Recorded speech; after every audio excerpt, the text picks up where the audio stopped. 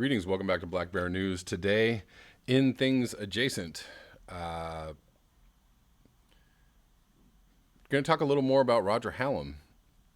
But first, I wanted to say, so I said something in the previous video where I was talking about Roger Hallam, that there hadn't been really any big protest movements, but I was being very first world industrial civilization, Western specific, talking about the US, the UK, France, etc.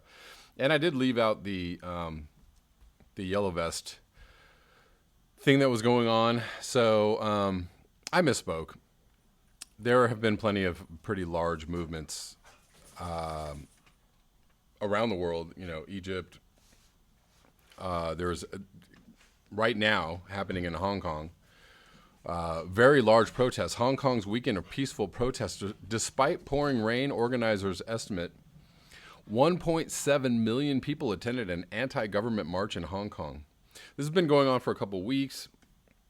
There's a lot of debate about exactly why the protesting, and the beginning of the protests was kind of centered around this extradition rule that they were changing in Hong Kong, making it easier to extradite people to China.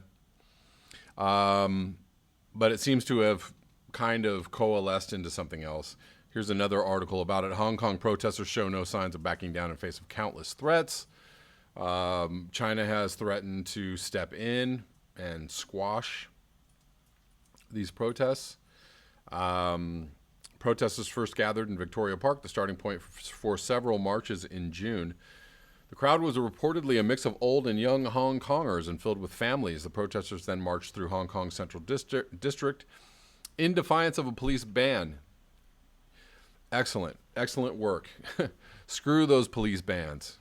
You don't have a permit? March anyways. Clogging up streets and jamming up traffic and public transportation. At certain points, the lines of protesters stretched for miles.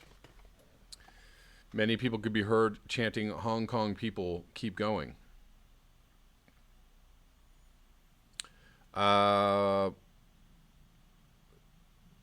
Some accused the protesters of having gone too far. There were questions over whether the incidents at the airport would depress turnout during weekends. So they had, I think they shut down the airport for a while. Let's see. Protesters carried out sit-ins at the Hong Kong airport last week, partially in response to video footage of Hong Kong police brutalizing a protester during an arrest. The sit-ins forced the cancellation of hundreds of flights and led to widely publicized moments of violence, one in which some protesters attacked a police officer, and another in which some protesters took two men from mainland China hostage, believing them to be undercover officers. Beijing condemned the incident as close to terrorism. See where this is going, guys? If you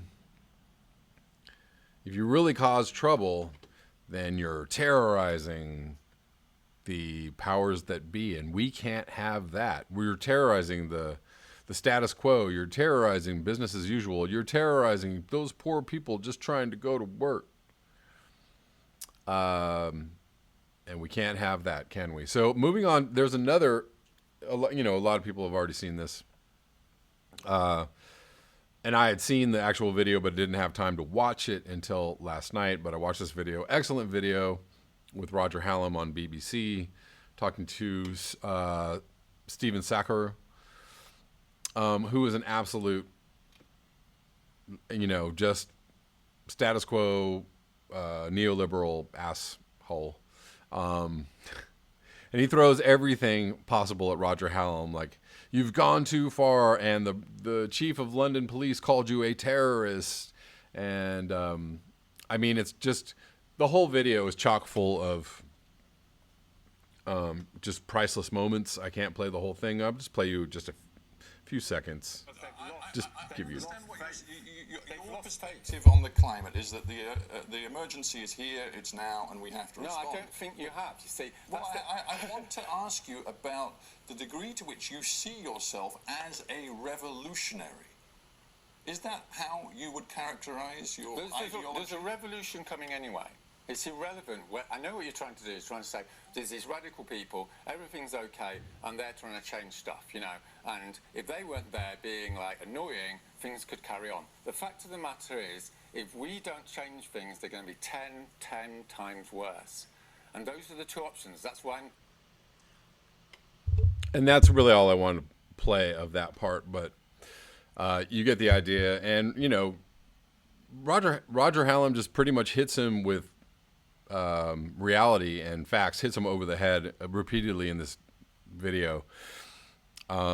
He really tries to, you know, throw him under the gaslighting bus the entire time, but Roger does a really good job of just stating what needs to be stated and saying, you know, no, this is what it is. It's going, you know, and kind of saying what I was saying in the last video, or, you know, a few videos ago when I was saying you know, you're going to have this terrible outcome, but you're going to villainize the people that are trying to alert everybody that you're going to have this terrible outcome. Guys, please stop being annoying and, you know, getting in the way, and please stop being so depressing and, you know, full of all this terrible news. You know, please don't tell us any truth right now, because we're busy just, you know, trying to do our thing, guys.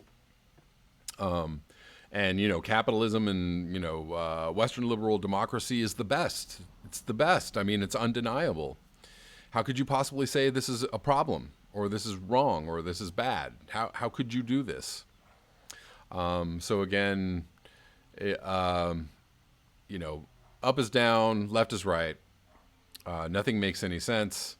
People that are telling the truth are terrorists, and people who are lying through their teeth and paid to do so, paid handsomely to do so, are really good people who, you know, concerned and just, you know, want what's best for everyone.